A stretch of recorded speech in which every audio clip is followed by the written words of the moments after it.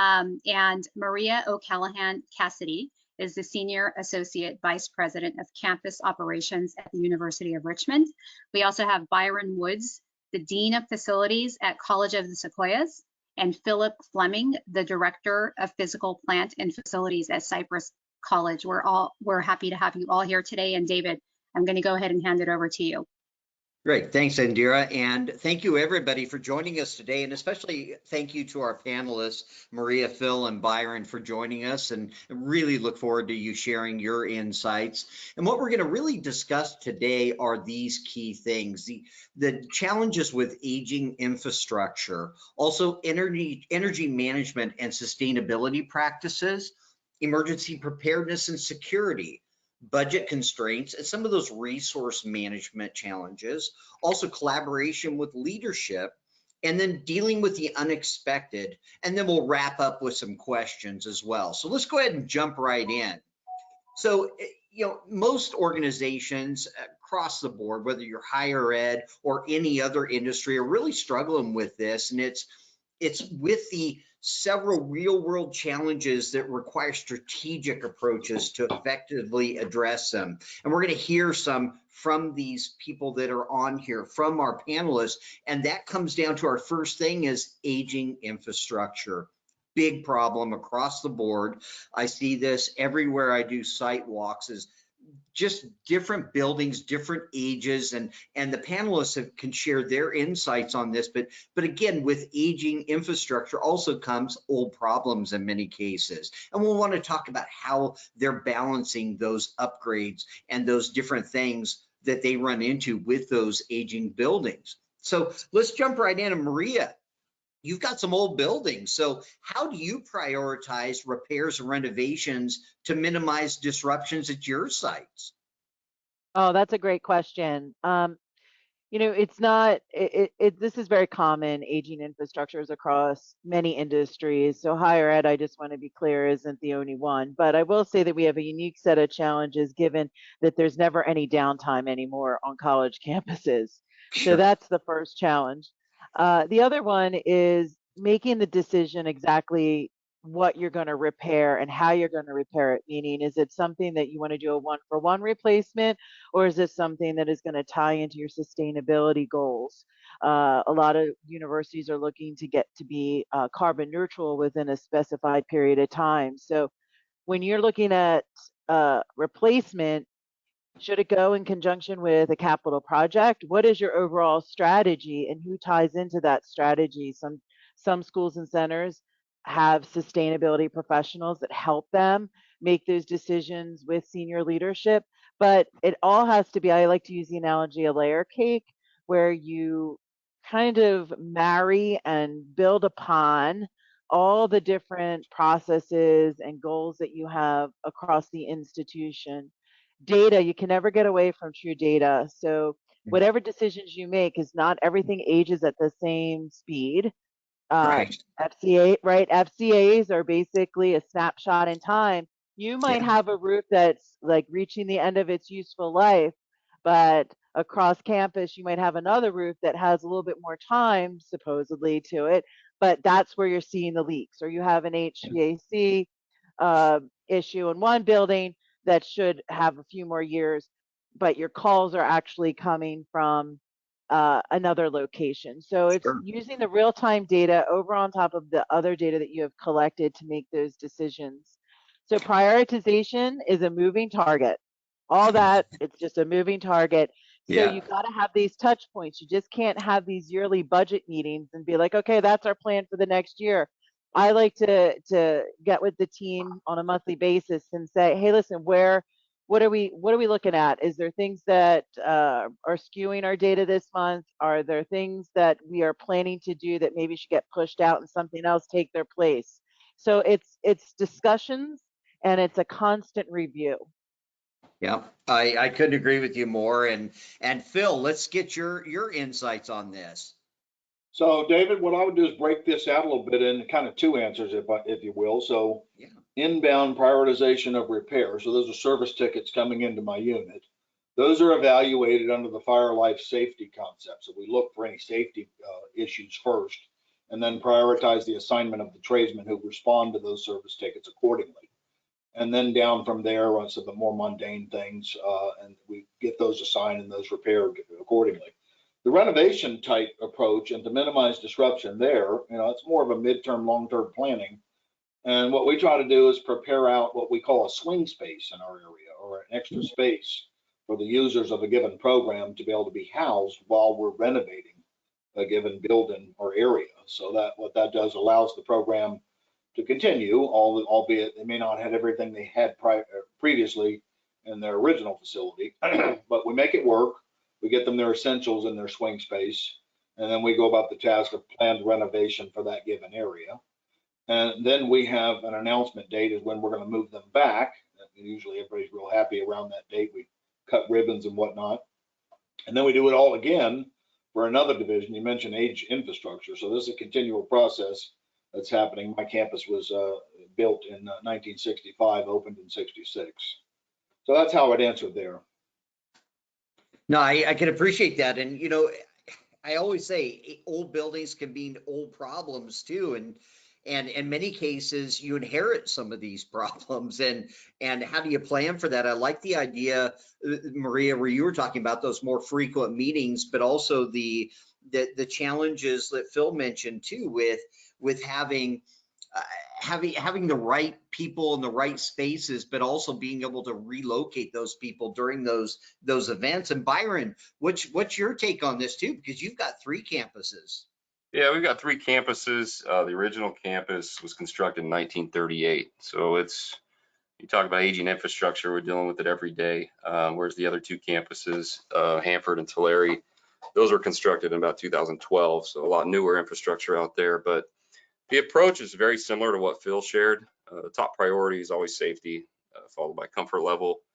And then our goal is always the same. We want to minimize the inconvenience or the downtime of our facilities on our staff and students.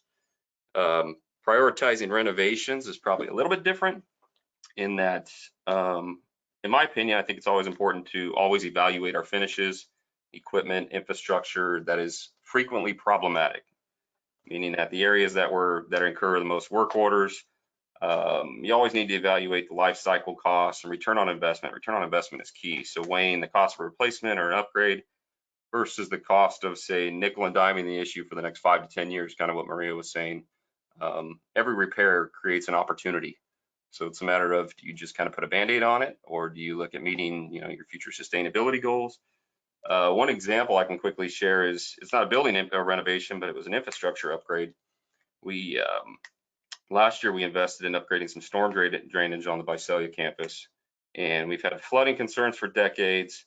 In the winter of 22, we had the 100-year storm blow through California, and we knew we had to make some changes. So in the past, we'd call in staff to work overtime, pump out these flooding areas, and last year's upgrades provided us with a long-term solution, which now, for one, saves our overtime budget, 2, keeps our staff happy because they don't have to work the extra hours, and then 3, alleviates any concerns for flood damage in our buildings. So you just got to weigh, that return on investment and that long-term vision. This has been great, and thank you all for sharing your insights on that. And I think a lot of the challenges that we oftentimes hear too is when it comes to some of the things that you all touched on is assets. And it's in facilities. We talked offline before this session even started about some of the things that happen on the daily, the weekly, in facilities, and you never know what you're going to walk into, but I always look at facilities as a moving target, and what we oftentimes hear is what you see on the screen here is 20 to 40% of the assets changed. They've been replaced, they've been decommissioned, they moved, or they're just new. And they haven't necessarily been documented what's there, what's changed. And the other challenge is a lot of the stuff that's out there, old buildings means old stuff, and a lot of folks kind of look at it as, it's still running, we're Band-Aid fixing it as much as we can, but it's still running. And, the facilities teams are all over the place. They're running around like crazy, but they're trying to maximize the useful life of that equipment, of that stuff that's in those buildings as well. So, you know, I always say, imagine having all your stuff at your fingertips. And what does that look like? Meaning your team, they just know where stuff is. So with regards to the next phase here is with regards to energy management and sustainability. And obviously the challenge is this is top of mind across the board nationwide. I hear this all the time. And in higher ed, you're under an increasing pressure to reduce that carbon footprint, as Maria touched on earlier, and really improve that energy efficiency. And for the panelists, what are some of the ways you're addressing energy and sustainability at your sites? Let's go back to Maria on this one.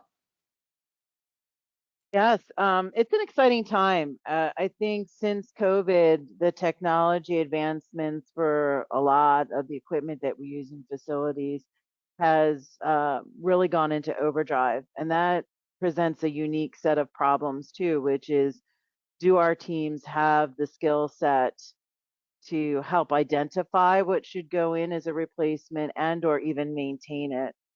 The other key thing too is making sure that you have good data, metering data. So if your buildings aren't all metered, you really have to do an analysis of where your energy hogs are. From sustainability perspective, like one of the things that we're doing here at the University of Richmond is in the next couple of months, we're going to start doing some testing of geothermal wells to see if that's even an option for us. So, you know, thinking big, and doing your research and getting others involved in that discussion is key. And, you know, I want this to be an exciting process for everybody so that they can learn. And I think that you and I had talked about this previously. You know, if you're looking at the workforce that we're trying to engage in our campus communities, the average time for someone to stay currently in a role is 3.5, I think it's 3 years and 2 months. Yeah. And on, you know, and welcoming, onboarding, whatever your organization calls it, oftentimes in higher ed takes at least a year. We always hear it's going to take you a year to figure out where you're even going. That can't be, because we're going to be wasting the large percentage of the time that we might have that person. Right. So, so energy for sure is making sure that you have the technology in place so that you're not manually entering shutdown times or turn back times for your facilities HVAC, making sure that you're metered, making sure they have that partnership with the registrar's office, that you know where the events are. And then from a sustainability point of view, again, doing your research and reaching for the stars, and let's see what works best for each organization. Yeah, you know, it's funny you brought up the whole 3 years and a couple of months time frame. I was talking to somebody yesterday about that, and he said, you know, it's a 1.5 year ramp up time. I said, well, if they're only going to be there for 3 years, you just lost half that time. You know, and that's a challenge for everybody. And Phil, how are you addressing the energy and sustainability issues at your sites?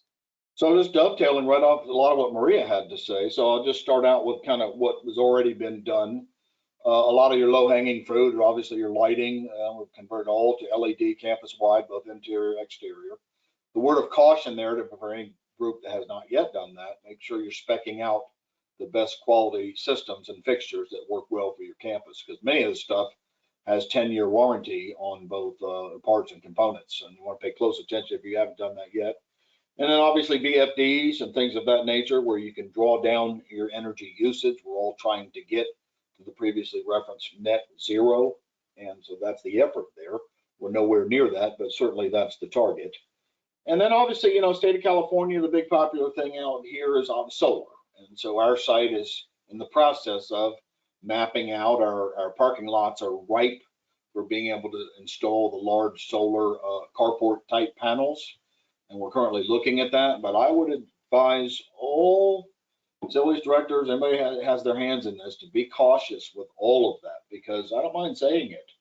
The solar is publicly and politically popular in these regions, but you need to pay real close attention to the detail and what you're actually procuring, because oftentimes, sadly, They don't pencil out when you really work with an accountant and you truly look at that. So you've got to pay close attention that in an environment where the resources are so precious, and make sure before a trigger is pulled on your campus or in your district that you're really procuring the best system you can. And always remember the TCO, capital TCO, total cost of ownership, is really, really important for the long-term management of these systems.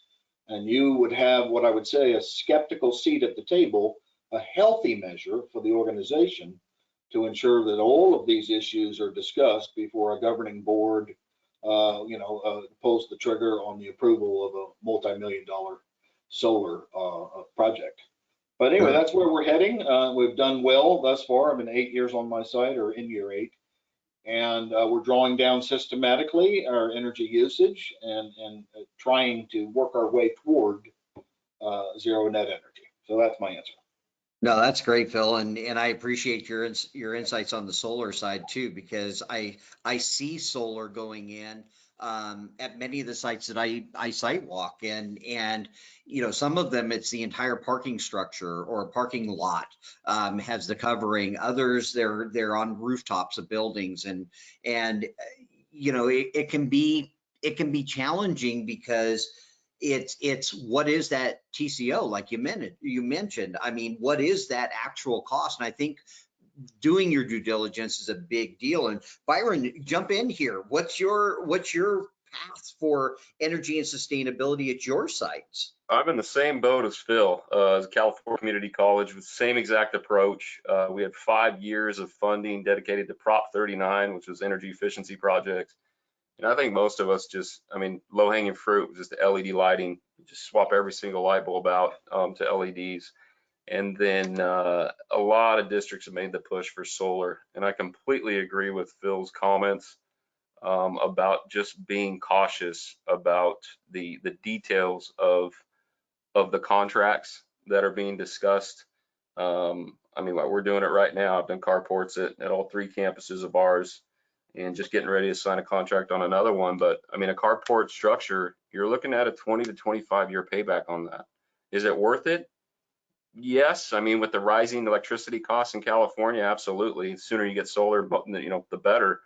But there are potential problems if you don't do your homework on it. Another thing that we're looking at right now is we've got some new construction projects taking place, and the new building code requires implementing battery backup at the building level.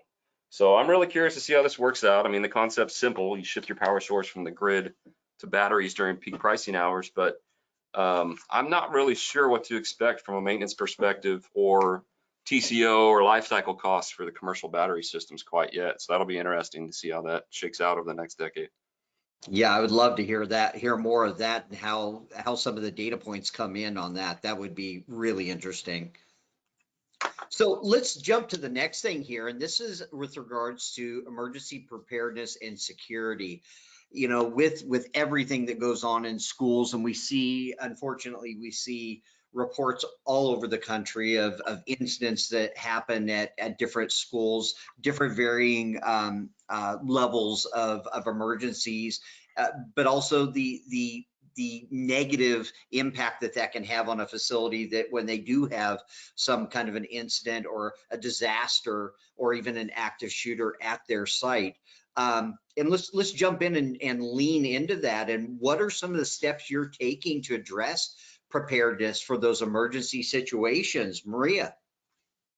Yeah, so tabletop exercises, I think, are a great yearly exercise, just to make sure that we have the right people on call or around the table that have expertise in certain areas of the campus, so that they develop that camaraderie and you can have those discussions. That's number one. Number two, I think, is every campus and their topography is going to be different. So you're going to have to balance weather-related events, social events, things like that, that might be an emergency situation. So to that end, I think we want to get away from keys. You want to make sure that you have the ability to electronically lock down facilities. You want to make sure that you have some level of access control across the campus. You want to communicate to the student body.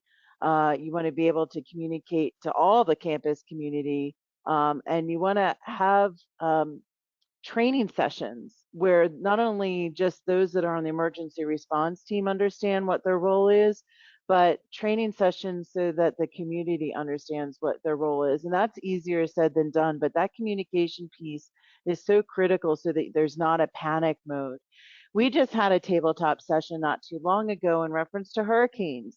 And you think that you have this great written document, but when you put that written document into, okay, let's just walk through this scenario, you realize that there is often holes to that, and trying to figure out who can plug those holes. For example, if we had to evacuate a dorm, where exactly would they go? What if that area was flooded? What if that area wasn't available to us? What is the second best option?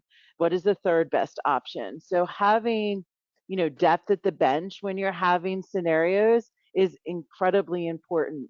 And it starts with having those discussions, and making time for those, especially on a college campus, is pretty difficult given the different schedules that folks have. But it's super important that you get those tabletop sessions scheduled. Certainly, and getting everybody on the same page for sure. Phil, what's your feedback on this, and what are some of the ways that you guys are addressing this at your site? So emergency preparedness, as it relates to facilities, one of the things we have done on my campus is I've got installation of bulletproof glass film on all ground levels at every building, and that predates me. We were just finishing it up when I arrived, some 7-8 years ago. But that was the thing that basically it was the board looked at it and they made the decision. Quite expensive, but theoretically, what it does, if there's an active shooter or whatnot and begins to shoot at glass, it kind of holds back a pretty good amount of rounds. I mean, you'd have to really blast with an AR-15 for about 20 minutes to be able to penetrate. So that's all been done on our site. Back to what Maria was saying, we have regular drills and whatnot in preparation for an emergency on campus. One of the things you want to do as the facilities managers, make sure that you've mapped out and you're aware of all of your control points, all of your shutoffs and whatnot. First thing that comes to mind for us is gas, natural gas flow. Yeah. And we are in a seismic region, as you know, here in Southern California, and we've been shaking a little bit of late.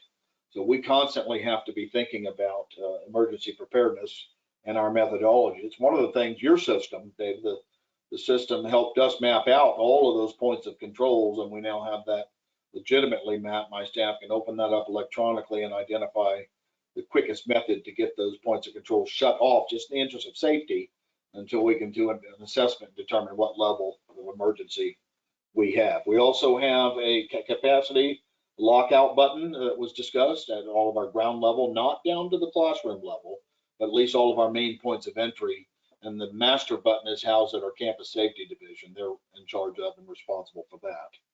But, continuous training and preparation for any potential emergency, obviously an underground water pipe or a burst or something like that, unknown, unforeseen, you do your level best, make sure that you're poised and ready to respond from a facilities management standpoint to minimize the disruption. Remember, everybody wants to get here the next morning and enter the campus and being able to use without any disruptions. And that's what we aim to do with all of the preparedness methods that we've used thus far. So knock on wood, so far so good. We don't need the ground to be shaking anymore out here in SoCal. Thank you. And I love what you said there too, by looking in the mirror, so to speak, with regards to new things that are available. You mentioned the film, you mentioned mapping out where things are. I couldn't agree more. I think at the end of the day, my head's on a swivel trying to figure out when I go to a conference, what's out there, what's available, and really understanding, different methods. And I think the other thing that has always been a big deal is, don't try and reinvent a wheel. If you know other peers that are in the industry, reach out to them, find out what they're doing too, and share those insights. And Byron, what are some of the ways that you're doing this at your sites? I mean, we have similar trainings and drills that have already been mentioned. Currently, we are in the process of retrofitting an outdated card access door hardware system at the Hanford campus. And it's a completely new system to us, so we're still working out the kinks. It's a lot of coordination between the technology services department, ourselves and facilities, and the vendor. And it's taken a while to work out the kinks. Once we're done, once it's functioning well, we're planning on rolling this out district wide over the next decade or so. But again, you can access the system through an app, a mobile app on your phone. Our key control is all through district police. They take care of all the permissions. But again, they can implement a lockdown within 5 seconds of every single door on the campus or in the system, manage permissions on the go for different users. And ultimately, I can't wait to get rid of the massive key ring that's hanging on my hip. And just getting down to one key and a fob, that'll be the day. Maybe I'll retire after I get that. That's the holy grail, right? Yeah, mission complete. That's great. Well, I want to share one thing here with regards to something that Byron is doing too. And I thought this was interesting is, documenting where everything is. Now, not just the stuff that's in the buildings, the stuff that's between the buildings too, because that's equally important, but truly understanding what's where and being able to identify what's where, allows you to respond faster. Make more educated decisions. And I think what it really comes down to is capturing that stuff, capturing that institutional knowledge. Maria kind of touched on this earlier with, you've got people for a certain amount of time and they leave, whether they retire, they get another job, or, whatever the case may be, they win the lottery. At the end of the day, they leave. And I'm a firm believer the information stays with the building, not with a person, because that allows you to make better educated decisions about what's where, be able to respond and make those decisions. And I know even with Phil, he was mentioning knowing where your shutoffs are, knowing where those things are. Floor to floor is a big deal. And I wanted to share this story here too, because I thought this was kind of hit it on the head, is being able to respond. And especially with new people, there was a school out in California, that a rooftop unit caught on fire. It's a weekend, of course, never happens just during the week, but the brand new person, she'd only been on the job for a short period of time. The fire department rolls up, units on fire. They're not going to just dump water on it. And they call the on-call number, and she rolls up to the building. She's only been on the job for a few months, rolls up to the building, opens up her phone, says, okay, well, here's the electrical panel. They go, it's in this room. She's showing the fire department pictures, opens the door, room's filled with smoke. She goes in there, they kill power to the unit, put out the fire. She's brand new.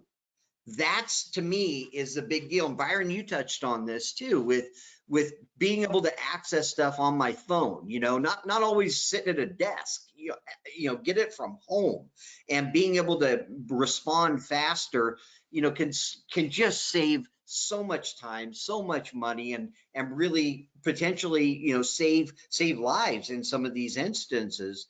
But one of the other challenges that we oftentimes hear is, budget. Everybody's, under budget constraints, also managing and juggling those different resources. And facilities teams, it's magnified because you guys, I'm a firm believer that facilities touches everything. Okay. And you're managing everything from your maintenance of your equipment, but also custodial and grounds and everything else associated with that. But having that limited ability to being able to address all of those because of some of those constraints can be a challenge. And I know both of or all of you have mentioned different kinds of technologies and things like that, and also those large scale projects. But what are some of those ways that you've been able to juggle that successfully to maximize those budgets to achieve some of those goals? And Maria, let's start with you. Yeah, that's you hear me, there's a lot of silence here. I think budgets, coming from the level that I'm at from a budget standpoint, I think being transparent is key within the role of facilities management. think a lot of organizations take a lot of pride in just being able to fix things and keep things going.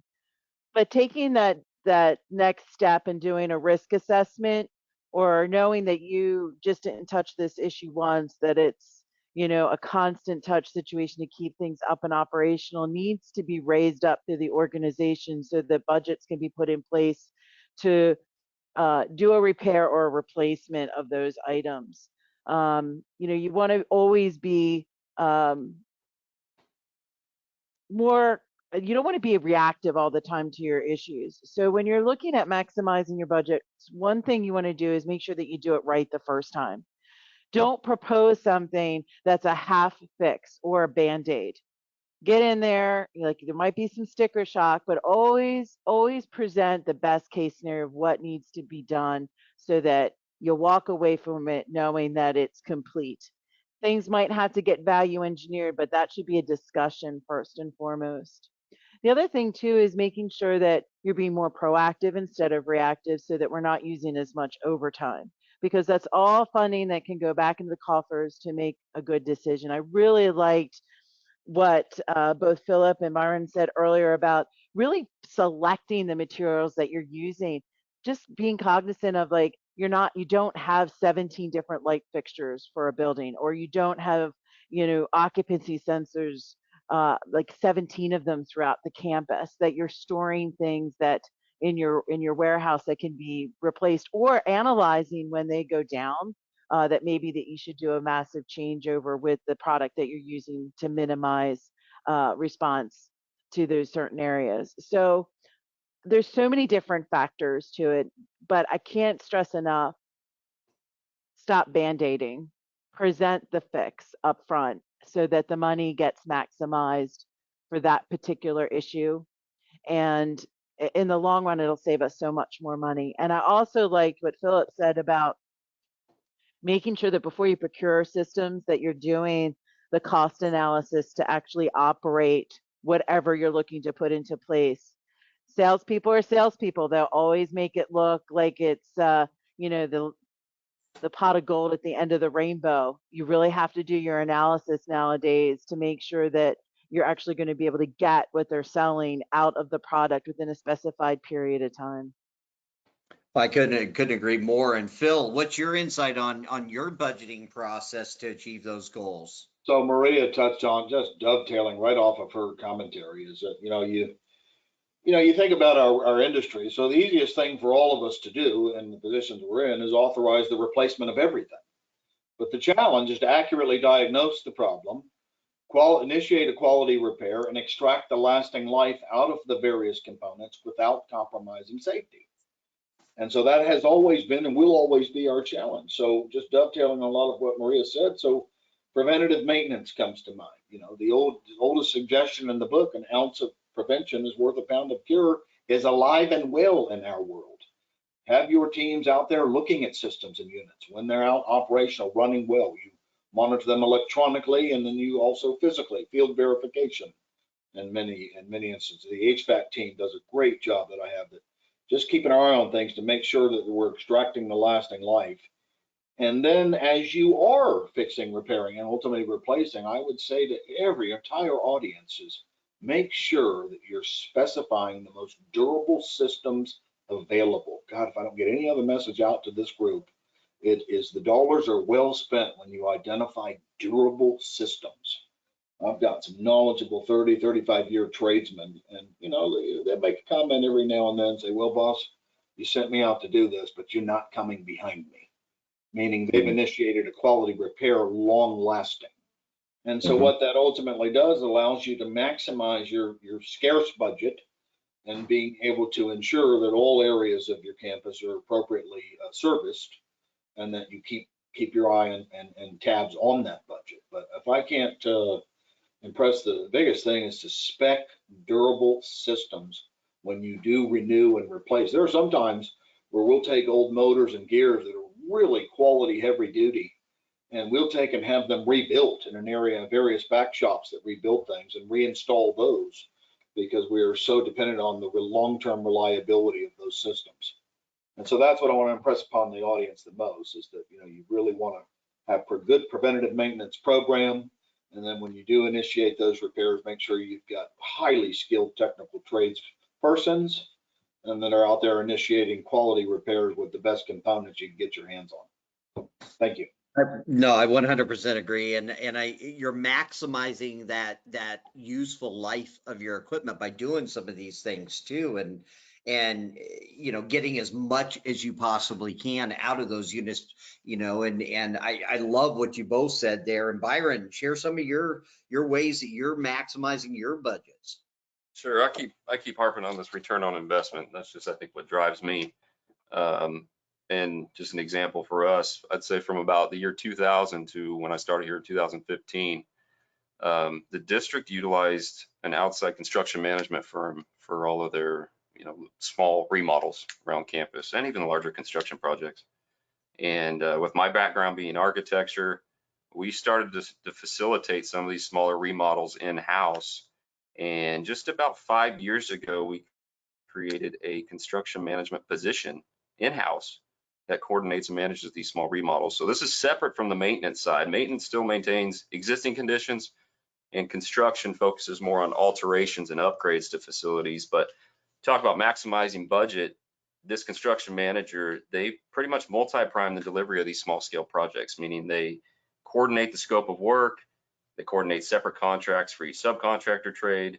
So definitely some extra paperwork on our end, but you avoid that general contractor and the big markups for all the trades below them. And with the large amount of construction activities on our campus, I mean, this position ultimately pays for itself when you hire the right people. I think that's the most important part. So knowing you have the right people underneath you, making the right decisions, there's some big cost savings in that. Yeah, fantastic insights from all three of you. And thank you so much for sharing those. And, you know, I think one of the other parts of maximizing that budget is the communication and collaboration with leadership. You know, I talked to a guy yesterday and he said, what's your approach to discussing facilities related things with your leadership? Because we all know in many cases, you know, presidents of schools or CEOs, they're not facilities people. They don't understand the nuts and bolts or the daily things that are under the umbrella of facilities. And he jokingly told me, he said, like, I go in with a couple of approaches. One, depending on the audience that I'm pitching it to, I go in there with my immediate ROI, meaning I'm saving energy here, here's the offset, here's how I'm going to pay for it. The second way that he said is it was more the pie in the sky. He said, I go in with 3 different entry levels to get to the solution. There's the base model, absolutely stripped down, and this is the ramifications if we go with that. And a lot of what Maria said resonates with this. It's that Band-Aid fix. Or there's the middle ground, and that's the step up from the base model. And then he said it's my lottery pick. It's the, I won the lottery and I can do whatever I want. And they always fall somewhere in the middle.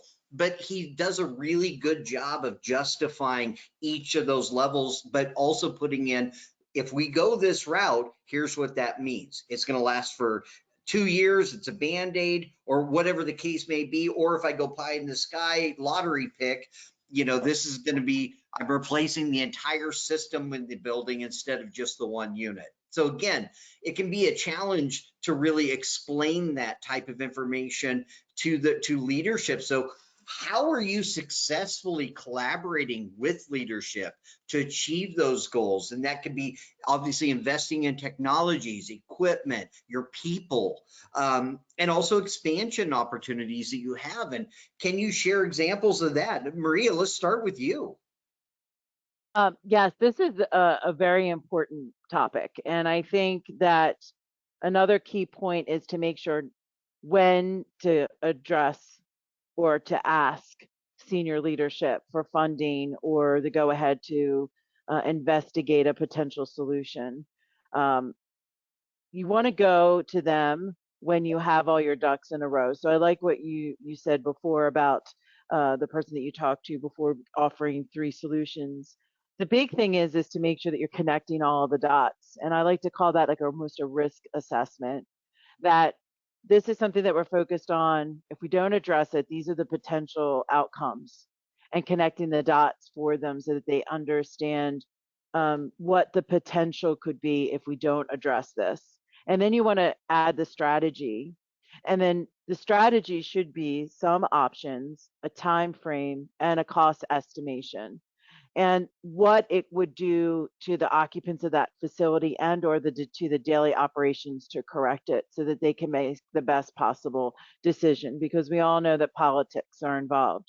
But you can't go forward until you have all your ducks in a row. So if you're working on a sustainability plan, you want to make sure that you have that wrapped in to whatever kind of equipment purchase that you might be recommending.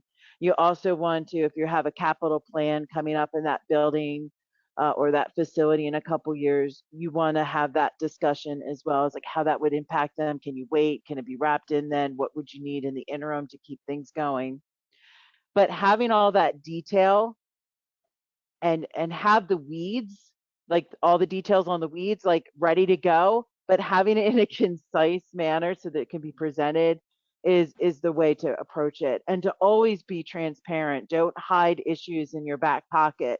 You want to be as transparent as possible because you want to build that trust level that they know that you're not going to be the boy that cried wolf. You're not going to be going to them all the time asking for funding here and there, that you're actually going to raise concerns to them that need their input.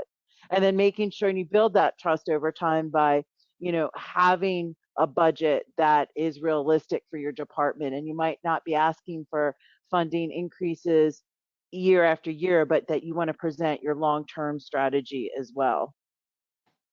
No, I think that's great. And I think I kind of call that the whys and the what does it mean?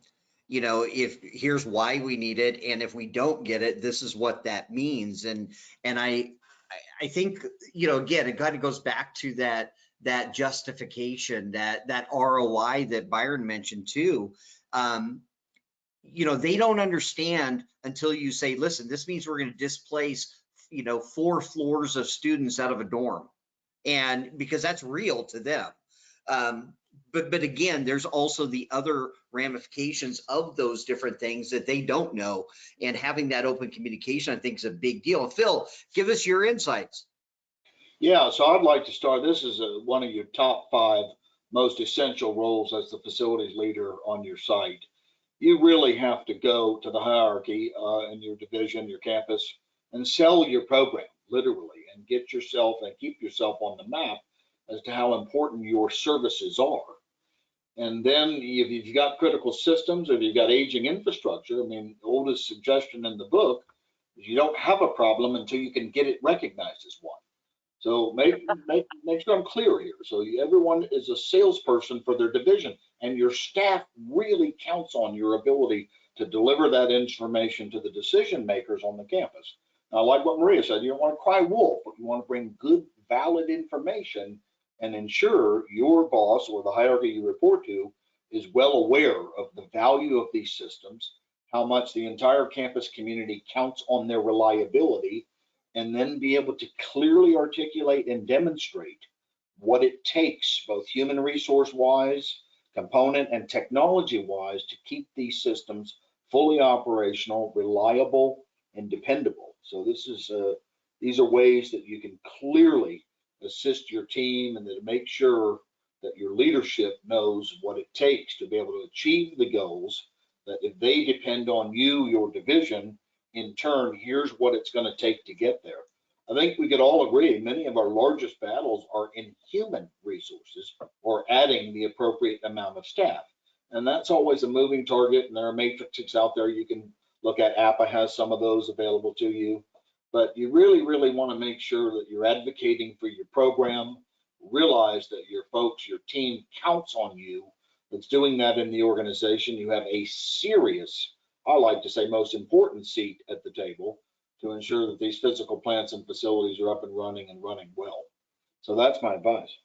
I agree, Phil. I think that's wonderful. And like you said, having that seat at the table in the first place is a big one. And Byron, what's your approach? I completely agree with Maria and Phil. My answer will be, I'll just give you 2 examples. How's that? In our Visalia campus, these are current projects we're doing right now.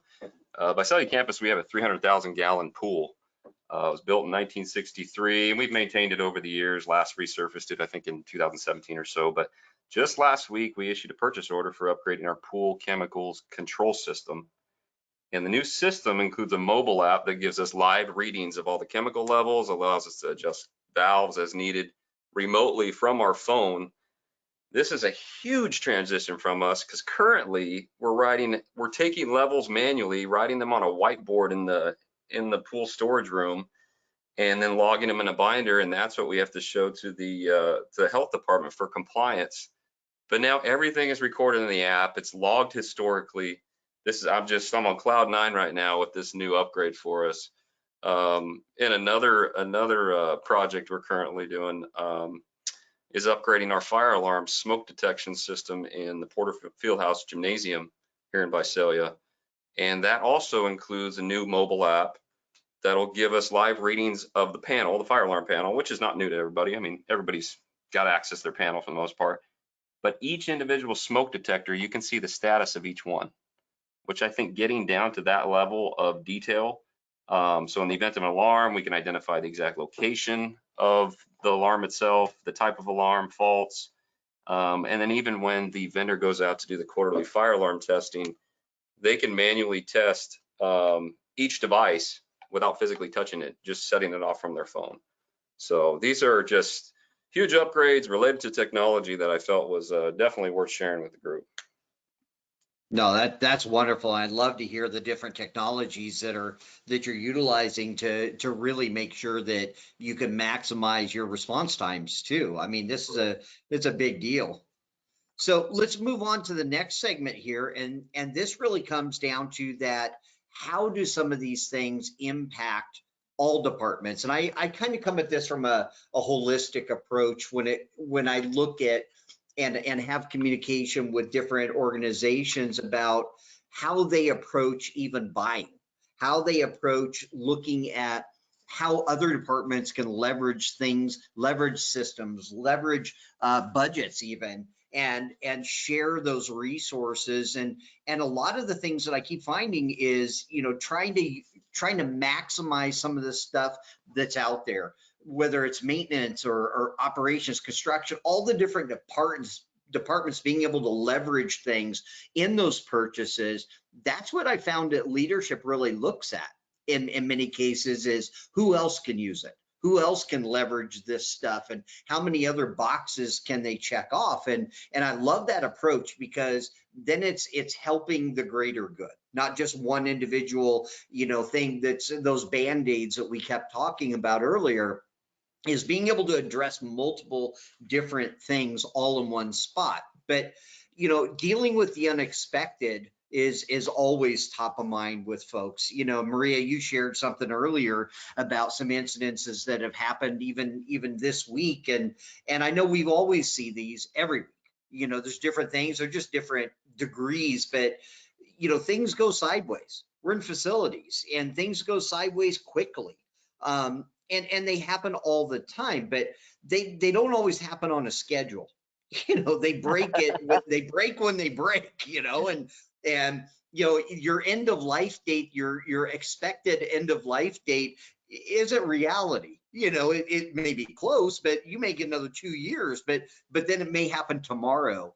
And I always ask people is can you share some unexpected challenges you faced, and how did you overcome those? And Maria, let's start with you. Oh yeah, I mean, every day you have to overcome unexpected challenges, I feel, in facilities management. But we had a recent incident where there was an accident. Students were playing around in a dorm room and set off a sprinkler head on a Friday night. And although our team was there within 10 minutes and shut the water off, that amount of water is going to cause some significant damage. So it's knowing that who to call, who to bring in, having those, like we were talking about the tabletops, having those relationships across campus so you can partner, finding space through student life to move the students out that were the most impacted, having those vendor relationships for a disaster recovery organization to come in and start bringing blowers and getting up the water. alongside our custodial staff. But then very quickly going into how do we make them whole? So within a short order of the incident even occurring, having a plan to make it as if it never happened in short order. So it's those relationships with outside vendors, it's those relationships internally within your organization, and having an excellent team. And I'm blessed here at the University of Richmond. It's an amazing team, but quite frankly, I want to say that across the industry, I think facilities teams are the backbone of any institution. They are the ones that day in and day out create the environment so that people can do their work. And making sure that you're not wearing them down too. So hopefully these unexpected challenges at that magnitude are few and far between. If not, you're going to burn out your team. So the other thing I did want to mention, based on your last question too, about dealing with senior management, executive management, I think it's really important that we get them out of their offices and out into the field to see some of the exceptional work that's being done, that they get to meet some of the team members, that they see projects that were just delivered and how they impact.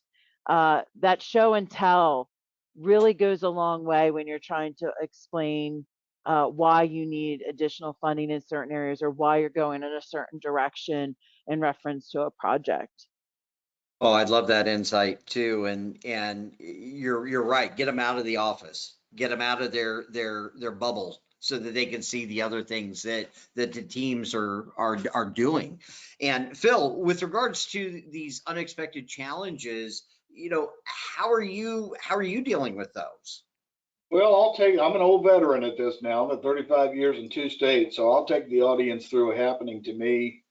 Oh God, it was on another site, but it was unbelievable. And that was, so had a kid throw a mayonnaise jar full of gasoline lit in the administration building of one of the schools I was responsible for the night before the fall semester started. And that was probably the single worst facilities response issue that I had. Oh my gosh. It almost burnt it down completely, but anyway, rendered the entire building, it was a separate standalone building, entirely inoperable. And this poor principal was the first day on the job, her coming in my goodness. the full semester. This was like the single largest displacement that I had to deal with. My team was on site by about 4 a.m. The incident happened about 1:15 a.m. Never did catch the individual, by the way. It was pre-camera and all that. But I mapped out a plan immediately to get those folks moved over to the library. I worked closely with IT to ensure that we can get some patch cables and whatnot going and get these single workstations up and running in about a 3-day period. Of course, we took over the library of the site, but let me tell you, we didn't have a lot of options, and got the principal, got her team online and got them functional where they could manage the school. And then I perimeter off that building and initiated an insurance claim, initiated an emergency declaration, and went about the task. So it was let's see, what I had forecasted a 12-month, and I had finished that project at just over 180 days and restored them and got them back into a fully modernized facility by the time we got done. Wow. $2.2 million insurance claim back in the day, and that was over a decade ago. Goodness So there's just an example of an unknown, unforeseen. Obviously through the years, I've had fires, thefts, underground pipe burst. At one site where the thieves got into it and stole my water meter out front, which was the water main. I've got 3,000 kids showing up in about 2 hours by the time we were alerted to it. And so what I would say to the audience is you just need to be poised and ready as best you can for the unexpected.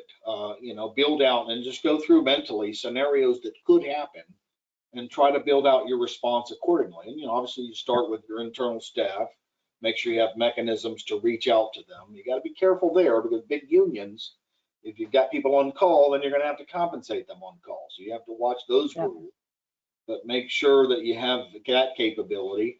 And then also vendor, when you sign your local retention, your contracts with your vendors, one of the things I do is I go through these scenarios. Now, with minimal notice, can you get to my site and repair a 4-inch underground main blowout within 4 hours of a given notice? And you go through, your various options there. and you build out your mitigation plans for the unexpected as best you can.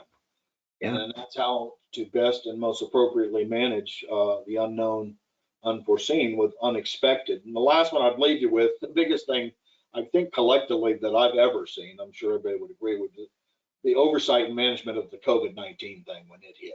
It was all personnel related, obviously, because of the human element.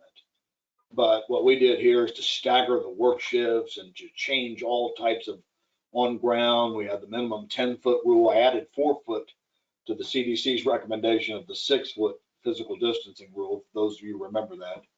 And so that was probably human related. That was the biggest challenge there. But physical plant, I went through some of those. And those are my recommendations to you, to be poised and ready for imminent failure that has not yet happened. Yeah, well, be ready for the unknown for sure, because who would have ever expected we went through what we just went through? And I think those are learning moments. And Byron, share some of your insights on how you address unexpected challenges. Yeah, I like what Phil said. It's just the idea of planning for the unexpected, working with your vendors. Your infrastructure better than anybody else. So understanding the needs of these different scenarios and the repairs that may happen, specifically the equipment that you would need to replace, I think that is extremely important. Another useful point is inventorying all of your utility information, whether that's floor plans, all your utility shutoffs, your disconnects, and having all that organized and accessible in a way that you can get to it quickly, remotely. You never know where you're going to be at when the emergency hits. For me, I may be over at the coast 2 hours away, but I can still communicate with someone from district police on how to reset a fire alarm panel. It could be something small as that, or if there's a flood on campus, a pipe breaks, finding the nearest shutoff or shutoffs if it's a water line through the middle of the campus. It's extremely important. Yeah, I'm a firm believer that, access it wherever the heck you are, and at the end of the day, you're at home, you're 2 o'clock in the morning, you're in bed, and phone rings, being able to respond, grab your phone and you can see what it is and share that information with people who are there, who are standing on site. I think that just helps to maximize your response and really help you to be able to mitigate a lot of that damage that can be caused by that stuff. And this is another true story here, and this is one that I funny not funny. I was on site and mapping out mechanical equipment and shutoffs at a building. This is a school campus in Southern California. And their unit actually had broken on a Monday, 10 a.m. Okay, couldn't fix it. They couldn't fix it. They ordered a new replacement unit. The rental unit arrived about 4 days later. This is it. Okay, cost $10,000 a month. Okay, fast forward. I went back on site because they actually added a few buildings to our platform, some new buildings. And again, went back out on site 18 months later, and that unit's still sitting there. Okay. And I mean, it was 24 months nearly before they actually got the unit installed and everything, because this thing was still sitting there even after the unit was delivered and they were installing the new one. And it made me just shake my head, because I'm thinking to myself, all of that's unexpected expense, and how do you explain that to the dean that has no idea about facilities, that now you've got $180,000 more on top of the new unit, and it's hard. And you've all addressed this with your different comments today, is you got a tough job. And some of your job that can be the toughest is those conversations and understanding, helping them to understand that this is what this means if something goes sideways or if we don't do something. And I want to emphasize that by really getting you each to share, one tip to implement now. What if you could, somebody who's new to facilities management, somebody who's jumped from another industry into higher ed, or into education facilities, what's a tip that you would give somebody that you think would be the one or two things that you wish somebody would have told you? And let's start with Maria. I think for somebody that's just coming in, it's all about the relationships. It really is. And you never want to have a total withdrawal from the goodwill bank. So you just don't go out there and start talking to people when something goes wrong. You start doing, building those relationships and making deposits in the goodwill bank day in and day out, so that when something unforeseen does happen, you're not in the red. And it will happen eventually, just know that. But you've hopefully built up that goodwill, and that that people are going to trust what you have to say when those things do go sideways. That's great. I appreciate that. And Phil, what's your tip? Well, I used to teach a little bit of this stuff, so I'd like to advise the audience coming into, if you will, a new facilities role or job or director level or above. You want to just make sure that you build out your plan for all of what I call your regulatory, and make sure. So think about your program as a ship on the water, and you want to sail along nicely with your staff that Maria just referenced, and all's well, right? Well, you don't want to take torpedoes. Well, what's a torpedo? So what can shut you down? What can red tag you? So your fire systems, your relationship with your health inspector. I've got the stormwater compliance folks out here, and we have the South Coast Air Quality Management District compliance that comes to mind right away. So if you're coming into an organization, you want to look at those and begin to interview those that are responsible for keeping those areas into compliance. Then you can kind of reverse engineer and work your way into the rest of the system and map out your plans for significant preventative maintenance repairs as such. But you want to make sure your ship flows along well and you don't take torpedoes, and torpedoes of the regulatory world that we all deal with. So that's my advice to the audience. Appreciate that, Phil. And Byron. I think I'd recommend just encourage all facility managers to get out of the office and make an effort to understand, the architecture and the engineering behind how a building functions successfully. From the mechanical components on automatic sliding doors, to lock sets, to locations of sewer cleanouts, to fire alarm panels, smoke detectors, you name it. The more you know about how the building functions, I think the quicker you can troubleshoot the issues in the field. Like I said, my background is architecture. I understood building systems, but I think it was, like Maria said, the relationships, my daily interactions with our maintenance staff, that allows me to better understand their trade. And don't be afraid to ask questions. I mean, we hire them, they are the experts. And I think the more information you can soak up from your staff, the more successful your operation will be. Yep. I 100% agree. I heard from someone who came from healthcare and then went into higher ed. I just spoke with her just the other day, and she said, you know what I've learned about facilities coming from one particular vertical to another? You don't have to know it all, but you need to know a little about a lot. And that's facilities. That is facilities, and we've all seen the little memes about hire good people, let them do their job, or hire good people and get out of the way. I think that means a lot. You don't need to know everything, but you need to know some of all of it. And I think where you're all talking about is get out there. Walk the sites, learn the sites, know something, but also talk to your people and listen to what they're running into on the daily basis. And let's open it up for a few questions here. Indira. Thank you, David, for a great discussion. Thanks to the panelists as well. We just have time for a couple of questions. We've run over. The first question I have here is, sorry about that.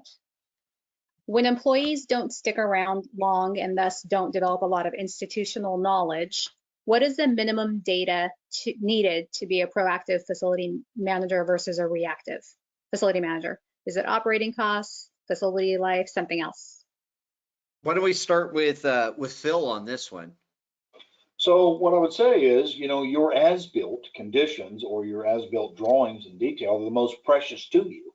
I've actually termed a phrase, your walking as-built, which are your precious employees, are going to eventually retire out, and then there they go. So it's really important that you get to know your archived as-built drawings detail so that you have and are aware of all your mechanical systems. So if an employee rotates out or is only in for a couple of years, consistent with the question, you bring someone else in, they're going to need to be able to see your available drawings in detail.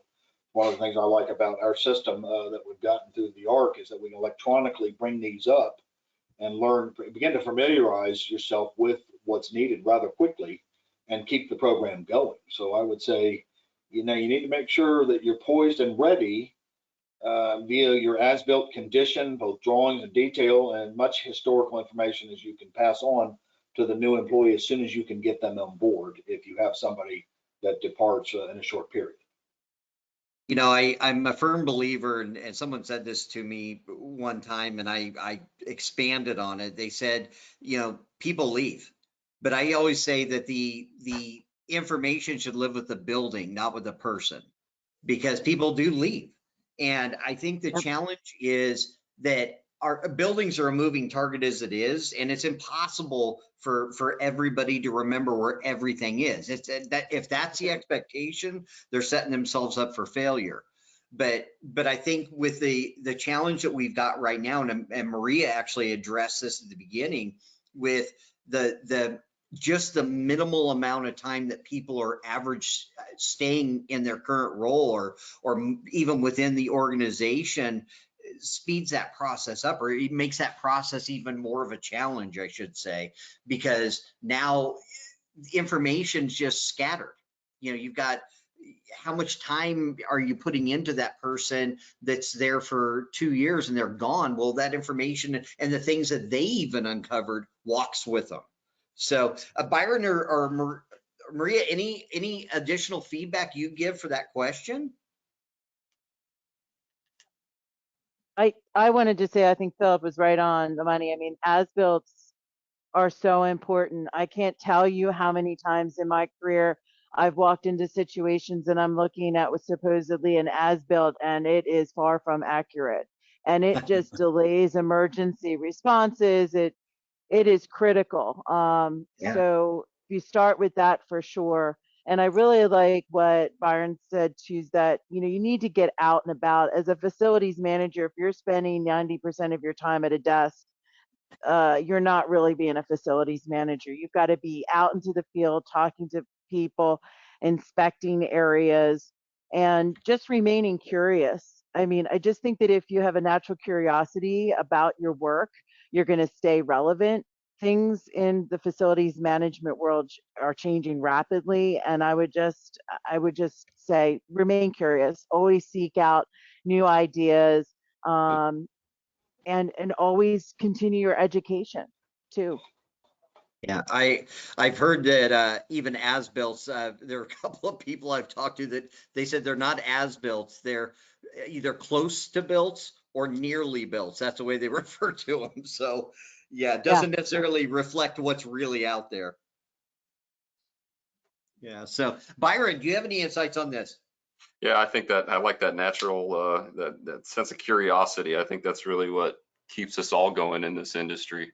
There's just there's the unknowns out there, and we're determined to find a solution to them. And it, as weird as it sounds, it's kind of fun. That's why we do what we do. For glutton for punishment, right?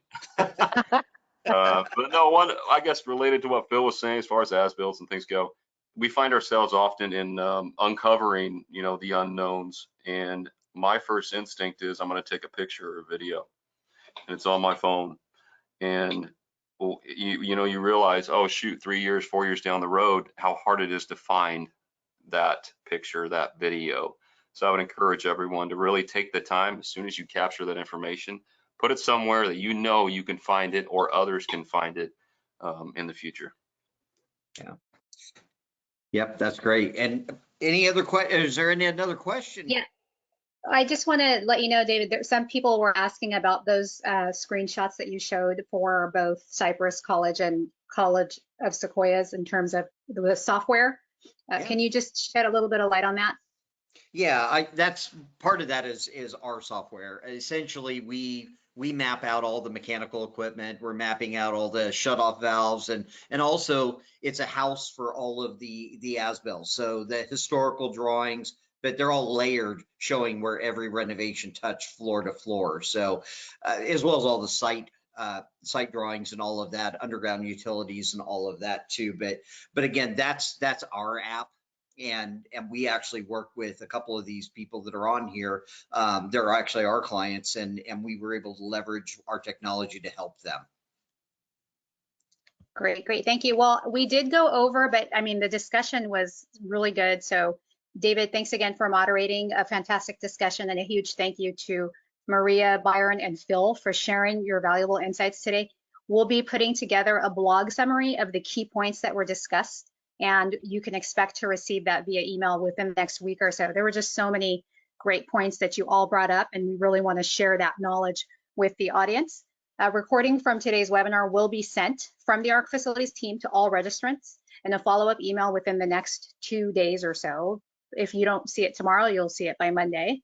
And if you have questions for David, his information's here on the screen. Please be sure to reach out to him on LinkedIn. You can send him an email, and also check out the Facility Voices podcast.